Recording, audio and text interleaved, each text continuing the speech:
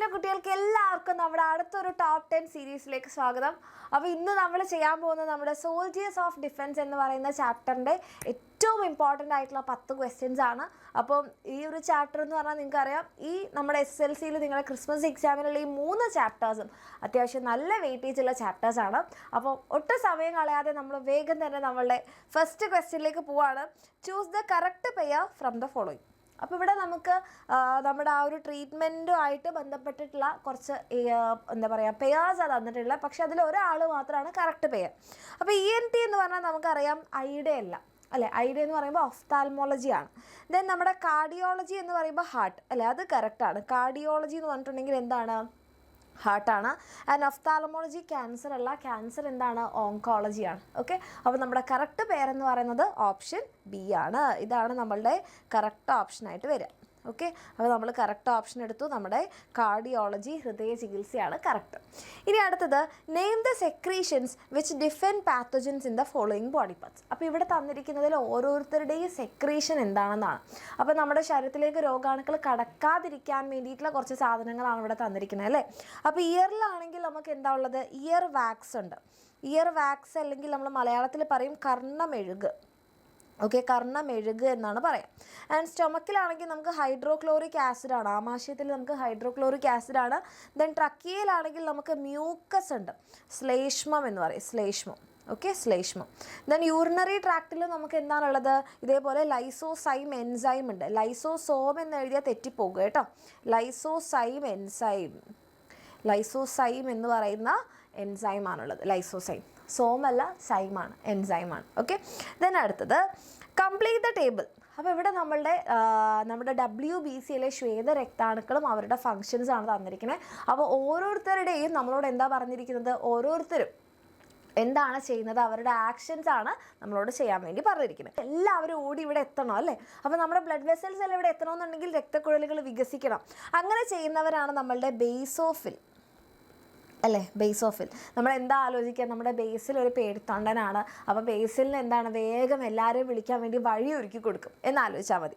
Then eosinophil എന്താ മക്കളെ ചെയ്യാം, ഈസിനോഫിൽ എന്ന് പറഞ്ഞിട്ടുണ്ടെങ്കിൽ ഇവരെന്ത് ചെയ്യുന്നു പറഞ്ഞിട്ടുണ്ടെങ്കിൽ, അപ്പോൾ ബേസോഫിൽ രക്തക്കുഴലുകളെയൊക്കെ വികസിപ്പിച്ച് കഴിഞ്ഞാൽ ആദ്യം അവിടെ എത്തുന്നത് ഈസിനോഫിലാണെന്ന് ആലോചിക്കാം. അപ്പോൾ ഈസിനോഫിലിൽ എന്താ ചെയ്യുക, ഈസിനോഫിൽ വേഗം ചില കെമിക്കൽസ്, ചില രാസവസ്തുക്കൾ ഉണ്ടാക്കും. അത് നമ്മുടെ ഫോറിൻ ബോഡീസിനെ അല്ലെങ്കിൽ നമ്മുടെ വിഷവസ്തുക്കളെ നശിപ്പിക്കും. ഓക്കെ, അപ്പോൾ ഈസിനോഫിൽ എന്ത് ചെയ്യാന്ന് പറഞ്ഞാൽ പ്രൊഡ്യൂസ്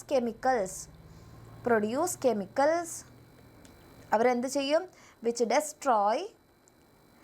ഡെസ്ട്രോയ് ഫോറിൻ ബോഡീസ്.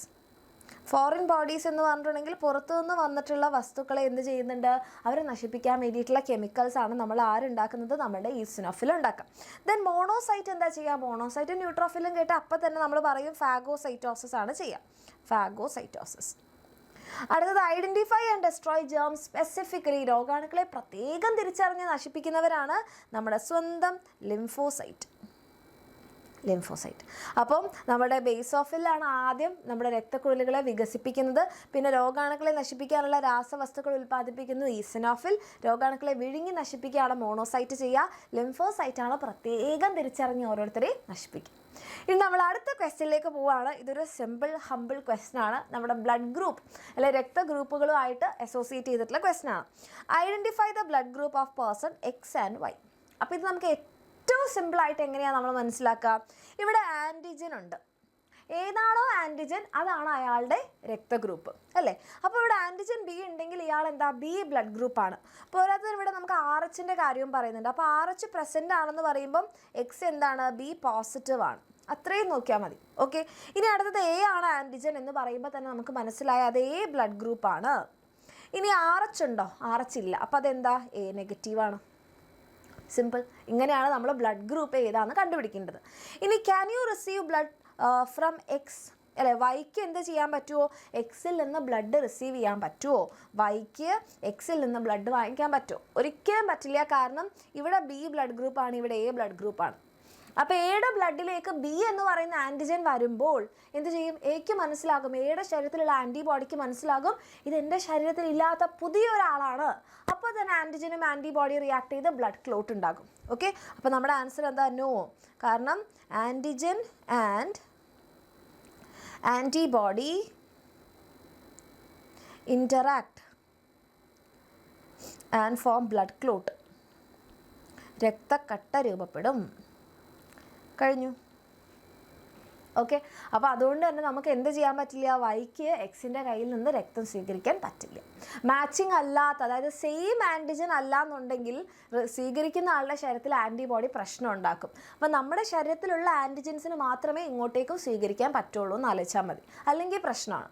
ഇനി അടുത്ത ക്വസ്റ്റ്യൻ ഇവിടെ മലയാളത്തിൽ മെസ്സേജ് എഴുതിയിട്ടുണ്ട്. X B positive, Y A negative. നമുക്ക് റിസീവ് ചെയ്യാൻ പറ്റില്ല, കാരണം ആൻറ്റിജനും ആൻറ്റിബോഡിയും പ്രവർത്തിച്ച് എന്തുണ്ടാവും? രക്തക്കട്ട രൂപപ്പെടും. അടുത്ത ക്വസ്റ്റ്യൻ എന്താ? നമുക്കിവിടെ ഒരു ചിത്രീകരണം തന്നിട്ടുണ്ട്. പ്രോത്രോംബിനെ ആരോ എന്താക്കി മാറ്റുന്നു? ത്രോംബിനാക്കി മാറ്റുന്നു. അത് ആരാണ് മാറ്റുന്നത് എന്നാണ് നമ്മുടെ ക്വസ്റ്റ്യൻ. അപ്പോൾ മക്കളെ ആരാണ് അല്ലേ? പ്രോത്രോംബിനെ ത്രോംബിനാക്കി മാറ്റുന്നത് നമ്മുടെ ത്രോംബോകൈനേസ് എന്ന് പറയുന്ന എൻസൈമാണ്. ത്രോംബോകൈനേസ്. റെഡി? അടുത്ത എന്താ? How does this enzyme form? എങ്ങനെയാണ് ഈ ഒരു എൻസൈം രൂപപ്പെടുന്നത് എന്ന് ചോദിച്ചാൽ നമ്മുടെ പ്ലേറ്റ്ലെറ്റ്സും ടിഷ്യൂസും ഡീജനറേറ്റ് ചെയ്തിട്ടാണ്. ബൈ ദ ഡീജനറേഷൻ ഓഫ്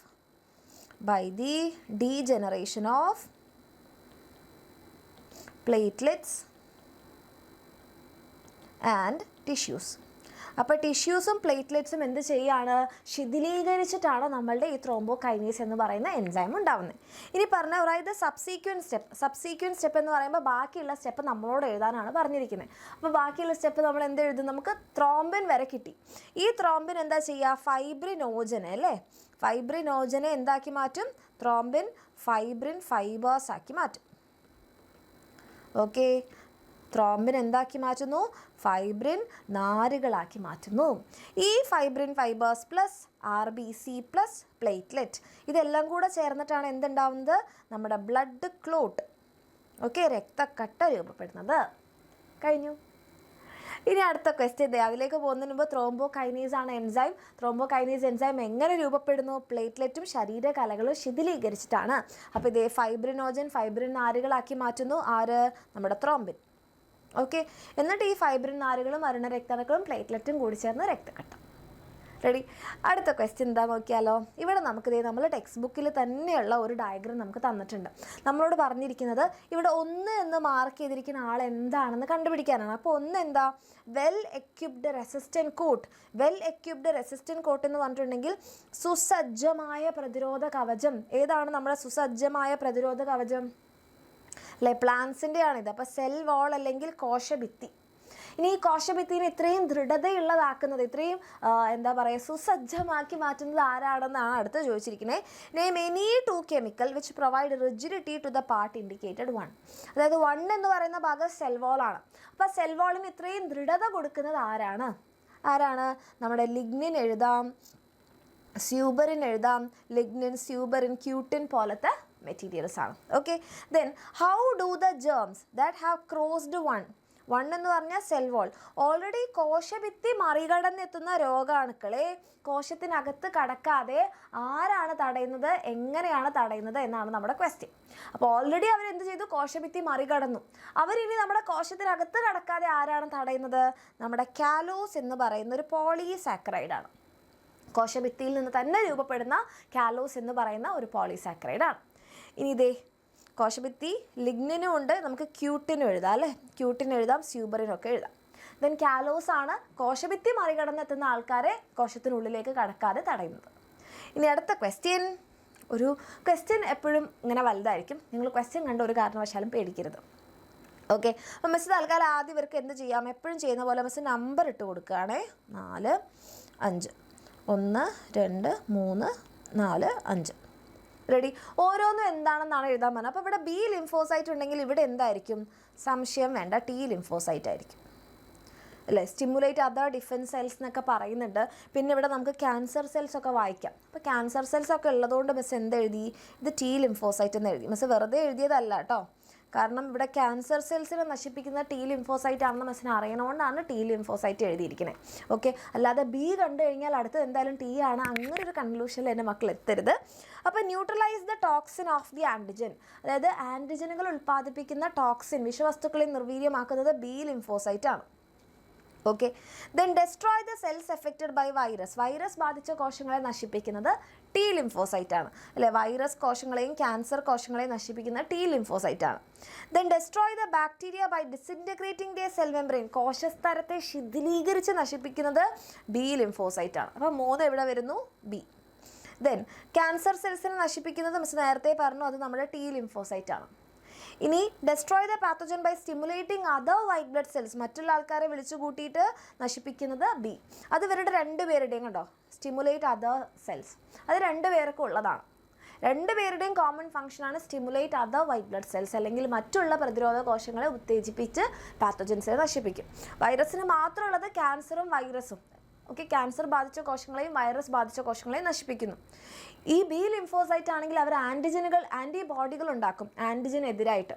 ആ ആൻറ്റിബോഡികൾ ഒന്നുകിൽ വിഷവസ്തുക്കളിലെ ടോക്സിൻസിനെ ന്യൂട്രലാക്കും, രണ്ടാമത് ബാക്ടീരിയയുടെ സെൽ മെംബ്രെയിൻ പൊട്ടിച്ചോളയും. ക്ലീൻ. വളരെ ഇമ്പോർട്ടൻ്റ് ആയിട്ടുള്ള ക്വസ്റ്റൻ ആണ്. നമുക്ക് 2 മാർക്സ് അല്ല 3 മാർക്സിൻ്റെ ക്വസ്റ്റൻ ആണ് കേട്ടോ. 3 മാർക്സിൻ്റെ ക്വസ്റ്റൻ ആണ്. ഒരു കാരണവശാലും എൻ്റെ മക്കൾക്ക് ഈ മാർക്ക് മിക്സ് ആവരുത്. അത്രയും സിമ്പിൾ ആയിട്ടുള്ളൊരു ക്വസ്റ്റൻ ആയതുകൊണ്ടാണ് മിസ് അങ്ങനെ പറയുന്നത്. ഓക്കെ, അടുത്ത ക്വസ്റ്റ്യൻ നോക്കാം. എന്താണ്? What are vaccine? വാക്സിനുകൾ എന്നാൽ എന്താ മക്കളെ വാക്സിൻ? അല്ലേ, നമ്മുടെ ശരീരത്തിൽ നമുക്ക് ആർട്ടിഫിഷ്യലായിട്ട് ഇമ്മ്യൂണിറ്റി കൂട്ടാനുള്ള സബ്സ്റ്റൻസസ് ആണ്. സോ നമുക്ക് എന്ത് എഴുതാം? These are substances used for artificial immunisation. കൃത്രിമ പ്രതിരോധവൽക്കരണത്തിന് ഉപയോഗിക്കുന്ന വസ്തുക്കളാണ്. നമ്മൾ എന്ത് പറയുന്നത്? വാക്സിൻസ് എന്ന് പറയുന്നത്. ഇനി write any 2 components used in vaccine. വാക്സിനിൽ ഉപയോഗിക്കുന്ന ഏതെങ്കിലും 2 കോമ്പണൻസ് പറയാൻ പറഞ്ഞു കഴിഞ്ഞാൽ, ഒന്ന് ഡെഡ്, എലൈവ് അല്ലെങ്കിൽ ന്യൂട്രലൈസ്ഡ് പാത്തജൻസിൻ്റെ ടോക്സിൻസ് ഉപയോഗിക്കും. ഒന്നെങ്കിൽ അവരുടെ വിഷവസ്തുക്കൾ ഉപയോഗിക്കും അല്ലേ, ന്യൂട്രലൈസ് ചെയ്തിട്ടുള്ള ടോക്സിൻസ് ഉപയോഗിക്കും, അല്ലെങ്കിൽ സെല്ലുലാർ പാർട്സ് ഉപയോഗിക്കും. ഈ ടോക്സിൻസ് ന്യൂട്രലൈസ് ചെയ്തിട്ടുണ്ടാവും. ന്യൂട്രലൈസ്ഡ് ടോക്സിൻ ഉപയോഗിക്കാം, അല്ലെങ്കിൽ അവരുടെ കോശഭാഗങ്ങൾ ഉപയോഗിക്കാം. ഇനി ഏതെങ്കിലും 2 വാക്സിനുകളുടെ പേര് എഴുതാൻ പറഞ്ഞാൽ മിസ് തൽക്കാലം BCG എഴുതുന്നുണ്ട്, TT എഴുതുന്നുണ്ട്. നിങ്ങൾക്ക് വേണമെങ്കിൽ OPV എഴുതാം, ഓറൽ പോളിയോ വാക്സിൻ എഴുതാം. അതും അല്ലാന്നുണ്ടെങ്കിൽ നമുക്ക് MMR എഴുതാം, പെൻറ്റാവാലൻ്റ് ഒക്കെ എഴുതാം. ഓക്കെ, ഇനി നമ്മളുടെ കൃത്രിമ പ്രതിരോധവൽക്കരണത്തിന് ഉപയോഗിക്കുന്ന വസ്തുക്കളാണ് വാക്സിനുകൾ. മൃതമാക്കപ്പെട്ടതോ ജീവനോടെയുള്ളതോ നിർവീര്യമാക്കപ്പെട്ടതോ ആയ രോഗാണുക്കളുടെ നിർവീര്യമാക്കപ്പെട്ട വിഷവസ്തുക്കൾ പിന്നെയോ അവരുടെ കോശഭാഗങ്ങളൊക്കെ ഉപയോഗിക്കാം. അപ്പോൾ BCG TT മിസ് എഴുതിയിട്ടുണ്ട്. നിങ്ങൾക്ക് വേണമെങ്കിൽ പെൻറ്റാവാലൻ്റ് MMR OPV ഒക്കെ എഴുതാം. ഓക്കെ, ഇനി അടുത്ത ക്വസ്റ്റ്യൻ. Read the statement. എന്നിട്ട് എന്ത് ചെയ്യുക? ചോദ്യങ്ങൾക്ക് ഉത്തരം എഴുതുക. Antibiotics are effective medicines even though their regular use create many side effects. നമുക്കറിയാം ആൻറ്റിബയോട്ടിക്കുകൾ വളരെ ഫലപ്രദമായിട്ടുള്ള ഔഷധങ്ങളാണ്. പക്ഷേ എപ്പോഴും ഉപയോഗിച്ച് കഴിഞ്ഞാൽ നമുക്ക് എന്താണ്? സൈഡ് എഫക്ട്സ് അല്ലെ പാർശ്വഫലങ്ങൾ ഉണ്ടാവും. ക്വസ്റ്റൻ അതല്ല. Are antibiotics are effective against all communicable diseases. എല്ലാ സാംക്രമിക രോഗങ്ങൾ എന്ന് പറഞ്ഞാൽ പകരുന്ന അസുഖങ്ങൾ, എല്ലാ പകരുന്ന അസുഖങ്ങൾക്കും എതിരെ നമുക്കിത് ഉപയോഗിക്കാൻ പറ്റുമോ? എന്താണ് നിങ്ങളുടെ ആൻസർ? മിസ്സിനോട് ചോദിച്ചു കഴിഞ്ഞാൽ മിസ് പറയും നോ. കാരണം എന്തുകൊണ്ടാണ് എല്ലാ സാംക്രമിക രോഗങ്ങൾക്കും എഫക്റ്റീവ് അല്ലാത്തത് എന്ന് ചോദിച്ചാൽ, these are medicines use to destroy only bacteria. അപ്പോൾ ആൻറ്റിബയോട്ടിക്സ് ആരെ മാത്രമാണ് നശിപ്പിക്കാൻ പറ്റുക? ബാക്ടീരിയ മാത്രമേ നശിപ്പിക്കാൻ പറ്റുള്ളൂ അല്ലെ. കമ്മ്യൂണിക്കബിൾ ഡിസീസ് അല്ലെ സാംക്രമിക രോഗങ്ങൾ എന്ന് പറഞ്ഞാൽ ബാക്ടീരിയ മാത്രമല്ല ഉണ്ടാക്കുന്നത്, വൈറസ് ഉണ്ടാക്കുന്നുണ്ട്, ഫംഗസ് ഉണ്ടാക്കുന്നുണ്ട്. അപ്പോൾ എല്ലാ സാംക്രമിക രോഗങ്ങൾക്കെതിരെ നമുക്കിത് ഉപയോഗിക്കാൻ പറ്റില്ല. കാരണം antibiotics are used to destroy only bacteria. ബാക്ടീരിയനെ മാത്രം നശിപ്പിക്കാൻ ഉപയോഗിക്കുന്ന മെഡിസിൻസ് ആണ് ഏത്? Antibiotics. So it is not effective against all communicable diseases. എല്ലാ സാംക്രമിക രോഗങ്ങൾക്കെതിരെയും എഫക്റ്റീവ് അല്ല. against all communicable diseases. എല്ലാ സാംക്രമിക രോഗങ്ങൾക്കെതിരെയും എന്തല്ല? ഫലപ്രദമല്ല. കാരണം ഇത് ബാക്ടീരിയനെ മാത്രമാണ് നശിപ്പിക്കുക. Okay, mention any 2 side effects എന്ന് പറഞ്ഞാൽ നമ്മൾക്ക് മെയിനായിട്ട് 3 സൈഡ് എഫക്ട്സ് ആണ് പഠിക്കാനുള്ളത്. ആ 3 സൈഡ് എഫക്ട്സ് എൻ്റെ മക്കൾ അറിഞ്ഞിരിക്കണം, വളരെ പ്രധാനപ്പെട്ടതാണ്. അപ്പോൾ മിസ് തൽക്കാലം ഒന്ന് എഴുതുന്നത് decrease the quantity of vitamin, നമ്മുടെ ശരീരത്തിലുള്ള വൈറ്റമിനുകളുടെ അളവ് കുറയാൻ കാരണമാകുന്നുണ്ട്. പിന്നെ രണ്ടാമതായിട്ട് എന്താണ്, destroy useful bacteria, destroy useful bacteria, നമ്മുടെ ശരീരത്തിലുള്ള ഉപകാരികളായിട്ടുള്ള ബാക്ടീരിയനെ കൂടി എന്ത് ചെയ്യുന്നുണ്ട്, നശിപ്പിക്കുന്നുണ്ട്. പിന്നെ നമുക്ക് വേറൊന്ന് പറയുന്നത് regular use, okay, cause the bacteria to develop immunity against the antibiotic, ആൻറ്റിബയോട്ടിക്കിനെതിരായിട്ട് ഒരു പ്രതിരോധം ബാക്ടീരിയ അല്ലെ പാത്തജൻ ഡെവലപ്പ് ചെയ്യാനുള്ള ഒരു സാധ്യതയുണ്ട്. അതും നമുക്ക് എഴുതാം. മിസ് തൽക്കാലം 2 എണ്ണമാണ് എഴുതിയത് കേട്ടോ. അപ്പോൾ എല്ലാ ആൻറ്റിബയോട്ടിക്കുകൾക്കെതിരെയും ബാക്ടീരിയ ഔഷധങ്ങളല്ല. കാരണം എന്താണ്, ഇത് ബാക്ടീരിയനെ മാത്രമാണ് നശിപ്പിക്കുക. എല്ലാ സാംക്രമിക രോഗങ്ങൾക്കെതിരെയും ഇത് ഫലപ്രദമല്ല, കാരണം ഇത് ബാക്ടീരിയനെ മാത്രം നശിപ്പിക്കുന്നതാണ്. ഇനി ഏതൊക്കെയാണ് നമ്മളുടെ സൈഡ് എഫക്ട്സ് എന്ന് ചോദിച്ചാൽ, ഉപകാരികളായ ബാക്ടീരിയ നശിപ്പിക്കുന്നുണ്ട്, വിറ്റാമിനുകളുടെ അളവ് ശരീരത്തിൽ കുറയ്ക്കുന്നുണ്ട്, പിന്നെ സ്ഥിരമായ ഉപയോഗം ബാക്ടീരിയ ആൻറ്റിബയോട്ടിക്കുകൾക്കെതിരായ ഒരു പ്രതിരോധം വളർത്തിയെടുക്കാൻ കാരണമാകുന്നു. ഓക്കെ, ഇനി അടുത്ത question, which is the process indicated in the illustration. ഇത് ഈ ചോദ്യം പലതരത്തിൽ ചോദിക്കും കേട്ടോ. ഇത് ഏതാണെന്ന് ചോദിക്കും, ഇത് ആരാണ് ഇത് ചെയ്യാമെന്ന് ചോദിക്കും, ആൻഡ് ഇത് ഓരോ ഭാഗങ്ങൾ ഇതെന്ത് എന്നൊക്കെ അടയാളപ്പെടുത്തിയിട്ടും ചോദിക്കും. ഓക്കെ, അപ്പോൾ ഇത് എന്താണെന്ന് ചോദിച്ചു കഴിഞ്ഞാൽ നമ്മൾ പറയും ഇത് ഫാഗോസൈറ്റോസിസ് ആണ് അല്ലേ, ഫാഗോസൈറ്റോസിസ്. മലയാളത്തിലും ഇതിന് നമ്മൾ എന്താ പറയുക, ഫാഗോസൈറ്റോസിസ് എന്നാണ് പറയുക. ഇനി അടുത്തത്, which are the name the white blood cells involve in this process. ഈ പ്രക്രിയയിൽ പങ്കെടുക്കുന്ന ശ്വേതരക്താണുക്കൾ ആരൊക്കെയാ, നമ്മളുടെ എമ്മും എന്നും, മോണോസൈറ്റും, ദെൻ നമ്മുടെ സ്വന്തം ന്യൂട്രോഫിലും, മോണോസൈറ്റ് ആൻഡ് ന്യൂട്രോഫിൽ. ഓക്കെ, അടുത്ത എന്താ പറഞ്ഞിരിക്കുന്നത്, write the steps involve in this process in sequential order. അപ്പോൾ ആദ്യം എന്താണ്, പാത്തോജനെ എൻഗൾഫ് ചെയ്യാണ് അല്ലേ, pathogen is engulfed inside a membrane sac. അപ്പോൾ രോഗാണുവിനെ വിഴുങ്ങി ഒരു സ്തരസഞ്ചിക്കുള്ളിലാക്കുന്നു. അതിനുശേഷം എന്താണ്, അതിനുശേഷം ലൈസോസോം ഇൻസൈഡ് സെല്ലിനകത്തുള്ള കോശത്തിനകത്തുള്ള ലൈസോസോം എന്ത് ചെയ്യാണ്, come and bind with pathogen with the membrane സാക്കിൻ്റെ ഉള്ളിലാണ് ആരുള്ളത്, നമ്മുടെ പാത്തജൻ ഉള്ളത്. അപ്പോൾ അതിൻ്റെ കൂടെ വന്നിട്ട് ബൈൻഡ് ചെയ്യുന്നു. അതിൻ്റെ കൂടെ ബൈൻഡ് ചെയ്തതിന് ശേഷം എന്താ സംഭവിക്കുക, enzyme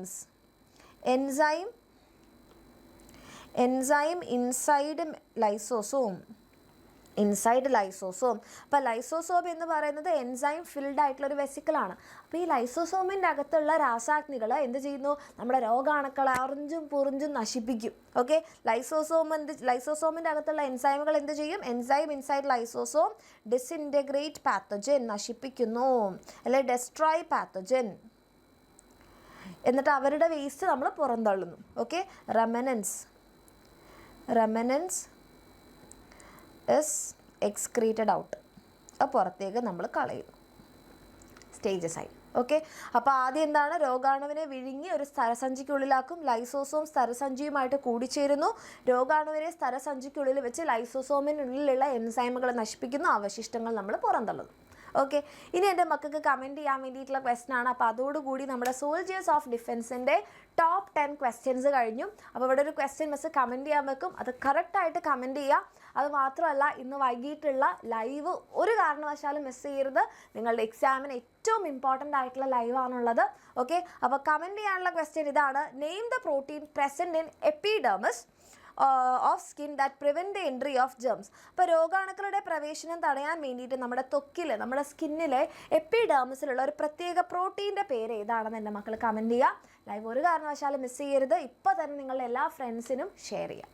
okay, thank you so much. നമുക്കിനി നെക്സ്റ്റ് ഒരു വീഡിയോയിൽ കാണാം.